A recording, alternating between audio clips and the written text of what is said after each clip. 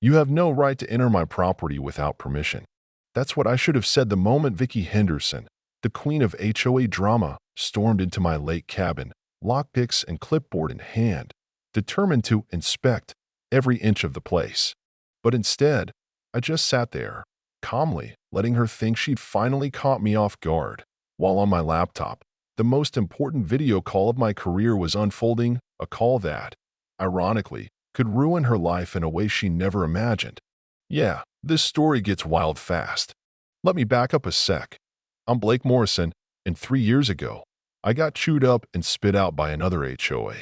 30 grand down the drain on legal fees, forced to sell my own house, all because a bunch of board members decided my garden gnome didn't meet their aesthetic standards.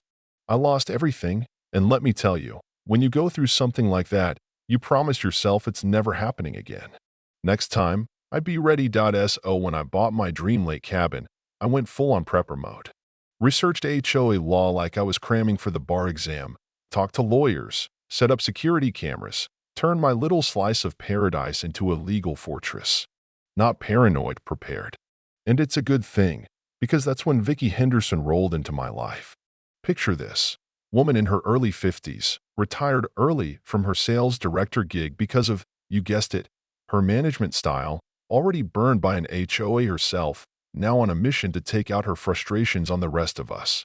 If she couldn't have peace, nobody could. The harassment started the way it always does. Subtle, bureaucratic, ridiculous. First a letter. My lawn pattern was irregular, my grass too green, apparently. Next, my porch light was disturbing the wildlife. I actually laughed at that one, but I still angled my cameras at the front door. You know what I mean? You feel the temperature rising, but you don't react. You wait. And sure enough, notice after notice piled up. My dock too long by a few inches, my mailbox, the color of my fence. It wasn't about rules. It was about her wanting control, but here's where it got interesting. See, I started digging into Vicky's record and found she'd been running the same playbook on neighbors all year. For escalating warnings, then a showdown. I decided to flip the script. I set up a consultation with the state attorney general, real government business. Just so happened to be scheduled for the exact hour I guessed she'd try her big move. Call it a hunch. But the woman was nothing if not predictable. Right on cue, the final warning landed. Emergency inspection at 9 a.m. tomorrow. She'd enter my property with or without my consent. Anyone else would have called the cops then and there. But I wanted her to take the bait, to walk into the most airtight legal trap she'd ever seen. All night, I double-checked my camera feeds, prepped my files, made sure everything was set for the morning. This wasn't just about me anymore. This was about showing everyone what happens when you fight back the smart way. What I didn't know was that Vicky was plotting her own takeover, convinced I was running some illegal business or hiding forbidden renovations. She came armed, professional camera, measuring tape, even a toolkit for picking locks disguised as emergency access. Her wingman was Dennis Porter, our HOA secretary, a former math teacher who honestly just wanted to help. Poor guy, he believed her story about emergency authority, even though the rule didn't exist. That night, Dennis confided in his wife, saying something felt off. Then don't go, she told him. But fear is a powerful thing. Vicky had a grip on him. If he crossed her, he'd be next on her hit list. At sunrise, Vicky's confidence was off the charts. She barked orders, clipboard ready, Dennis clutching those lockpicks, both of them totally unaware they were walking into a hornet's nest.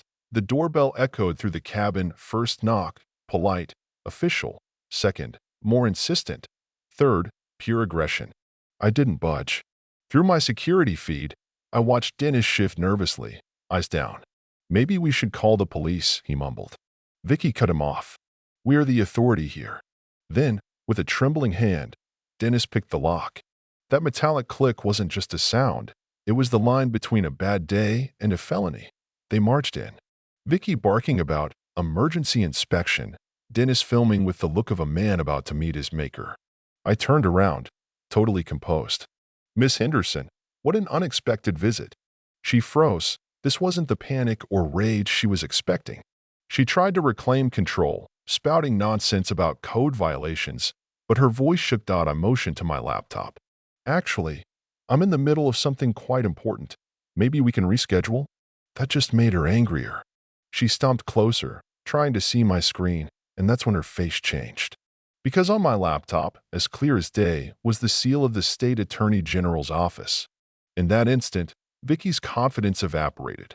Dennis started to realize something was off: the security cameras, the way the laptop was angled, the whole setup. Blake seems oddly prepared for this, he whispered, finally trusting his gut instead of Vicky. But she didn't hear him.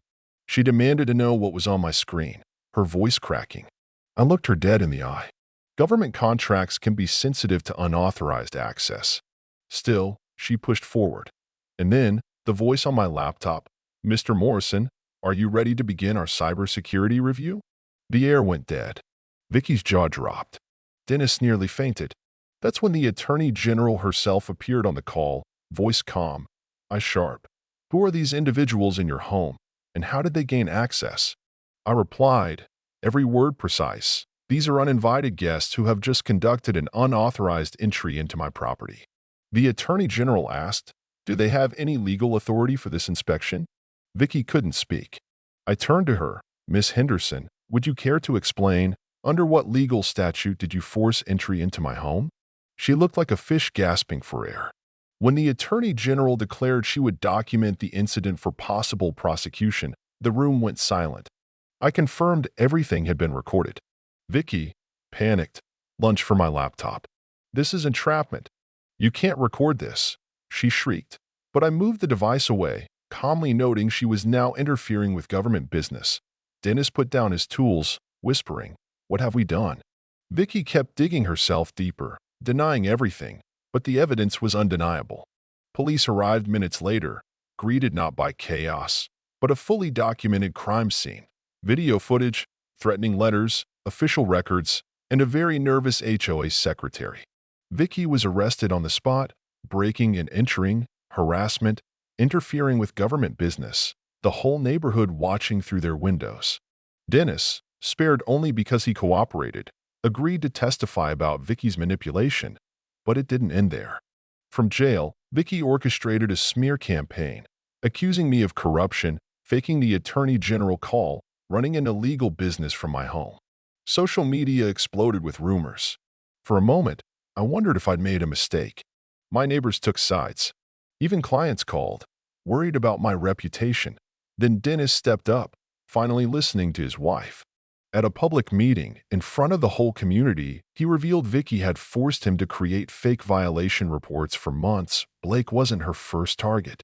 As Dennis read his records, names, dates, fabricated infractions, other neighbors chimed in with their own proof. Photos, threatening voicemails, emails. It was a tidal wave of truth that swept away the lies. Faced with undeniable evidence, the community voted unanimously to ban Vicky, electing new leadership focused on transparency and respect. Dennis, despite his shaky start, was chosen as treasurer for his courage in coming clean. My own reputation was restored, stronger than ever. I'd gone from suspected troublemaker to the guy who stood up for the whole neighborhood. Vicky? 18 months probation, $15,000 in fines, community service, and a lifetime ban from HOA boards. Last I saw her, she was working retail across town, a shadow of her former self. Our community, once divided and suspicious, began to heal. BBQs on the weekends, neighbors helping each other, actual joy in the air. The story went viral. Lawyers and victims from across the country reached out for advice. Suddenly, fighting back wasn't just about me. It was about everyone who'd ever been bullied by the system. Sometimes justice isn't about beating the bully head-on. It's about giving them all the rope they need to hang themselves. That's what I did. But as I sat by the lake, finally enjoying real peace, my phone buzzed. "Saw your story online. We're dealing with our own HOA tyrant in Florida. Any advice?" I smiled, realizing my fight was just the beginning. So, what do you think? Did I do the right thing? Or did I go too far? Have you ever watched karma catch up with someone in real time? Share your story below. Like, comment, and subscribe for more HOA madness. And stay tuned, because next time, we're heading to Florida, and trust me, you won't believe what happens there.